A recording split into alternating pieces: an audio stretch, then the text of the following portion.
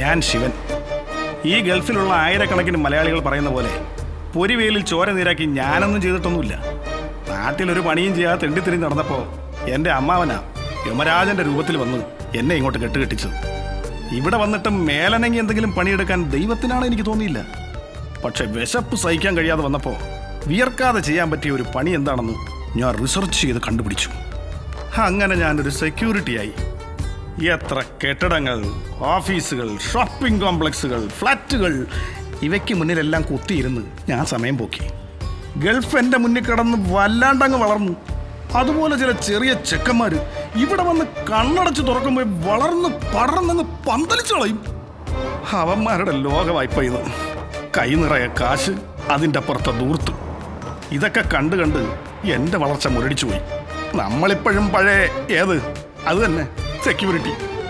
എന്നാലും കണ്ടുമുട്ടിയ മനുഷ്യർ, അവരുടെ ജീവിതങ്ങൾ, ഇരുളിലും വെളിച്ചത്തിലും എൻ്റെ മുന്നിലൂടെ കടന്നുപോയ കാഴ്ചകളുടെയും അനുഭവങ്ങളുടെയും കുത്തൊഴുക്ക്, ഒന്നും പറയണ്ട. ഇപ്പം ഞാൻ ദുബായിലെ സഫയർ ബിൽഡേഴ്സിൻ്റെ ഒരു ഫ്ലാറ്റിൽ സെക്യൂരിറ്റിയാണ്. ഇവിടെ വച്ച് ജീവിതത്തിൽ ആദ്യമായി എനിക്കൊരു പണി കിട്ടി. എല്ലാവരും പറയും പോലെ 8ൻ്റെ പണിയൊന്നുമല്ല, 88ൻ്റെ പണി. ഇപ്പോഴത്തെ കാലത്ത് നമ്മൾ ഒരുപാട് വേണമെന്ന് ആഗ്രഹിക്കുന്ന 2 കാര്യങ്ങളാണ് അവനവൻ്റെ സ്വകാര്യതയും സുരക്ഷിതത്വവും.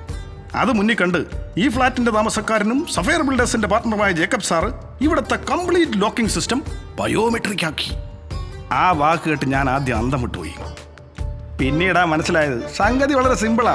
കതക് തുറക്കാൻ താക്കോല് വേണ്ട, പകരം കാർഡോ വിരലടയാളമോ ഒക്കെ മതി. അങ്ങനെ ആകുമ്പോൾ മറ്റാർക്കും കുത്തി തുറക്കാൻ കഴിയില്ലല്ലോ.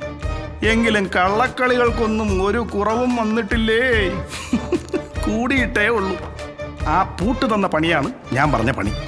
ആ കഥ അറിയുന്നതിന് മുമ്പ് കുറച്ചു പേരെ അറിയാനുണ്ട്.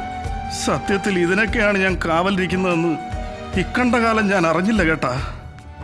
അറിഞ്ഞത് കയ്യളവ്, അറിയാത്തത് കടലളവെന്ന് പണ്ടാരോ പറഞ്ഞിട്ടില്ലേ? ഉണ്ട്, പറഞ്ഞിട്ടുണ്ട്.